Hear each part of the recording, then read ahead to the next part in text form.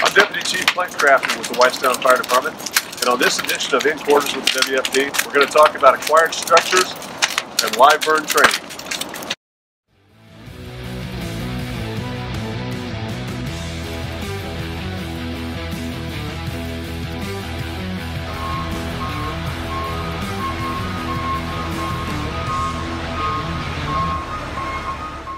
So we're here this morning on a wet and warm November day, just wrapping up the third day of live burns in an acquired structure.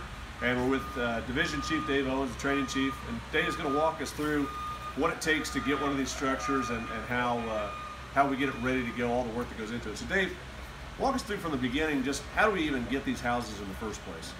Well, normally people call us and they want to get rid of a house off a piece of property. In particular, this piece of property is owned by GDI, which is the group that's building the tilt-up slab warehouses across from Amazon on Albert S. White. So they call us, they say, hey, we got these houses for training, and then we have to walk through the steps of getting the house signed over to us to allow us to train in. We have to do asbestos inspections on the property to make sure there's no asbestos, and if we do have asbestos, it has to be abated or removed. And then we have to file for burn permits through the state environmental management agency. And all of that stuff takes several months to get all that together.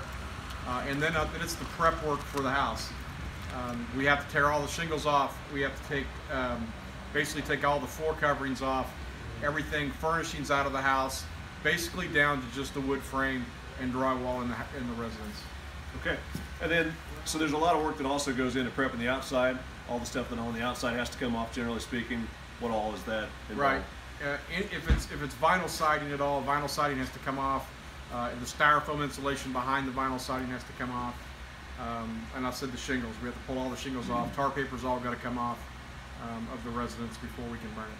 So a lot of work goes into just getting the structure ready to be able to do the trainings. What about the days of the training? What all do you have to consider on those days that we're actually bringing the crews in and doing the trainings? Well, you always have to consider all the stuff that we have to fight the fire. You have to talk about the apparatus you have, the water supply, the pallets, the stuff we're going to burn, where we're going to do the fires at, beefing up the structure. We add extra layers of drywall in the burn rooms that we're going to burn in, so that we just don't, it just doesn't burn right through the first layer of drywall. We have multiple layers of drywall in there, and then it's building basically pallet, squares of pallets that we can put straw on top of that we can light. This is all Class A fire material that we burn on a training burn, because we can predict how hot it's going to get because of just wood and straw. So if it's household materials inside a residence, we can't really predict the temperature because most of the stuff that we have in our houses is just solidified gasoline, because it's plastics, it's polyurethane foam. It's those sort of things, so that stuff burns very hot, very rapidly. So we remove all of that stuff so that we can make a good training environment that's safe for our firefighters to get in. Okay, so at the end of the day, all the work that goes into getting these ready, is it worth all that for the training that we get out of it for our guys? Oh, absolutely. The way that we stay safe, the way we become efficient at fighting fires is through repetition. And you don't have a working residence fire every day you're on shift.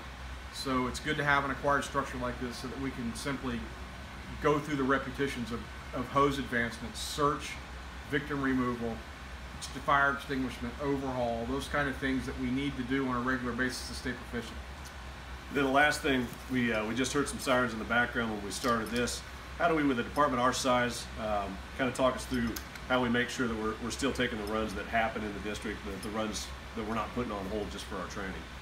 Right, so it's important that we still provide the service to the community. So we always try to keep an apparatus in service so that we can make runs. In Whitestown we have a piece of apparatus that can serve both as an engine and a ladder company, so it's easy to keep that unit in service, and with our medic unit, so that we can still make medical calls, we can still make fire calls, even though we're doing this training. Okay, great.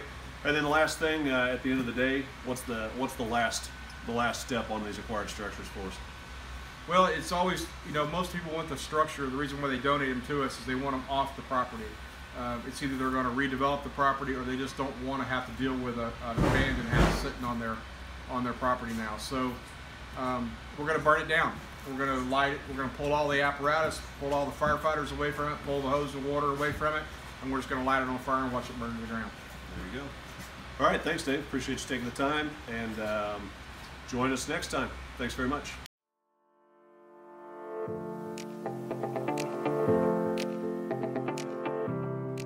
Well, we hope you enjoyed this behind-the-scenes look at acquired structures and what goes into live burn trainings for the fire department. If you've got questions, feel free to ask us in the comments section below, and we'll be happy to answer any questions we get.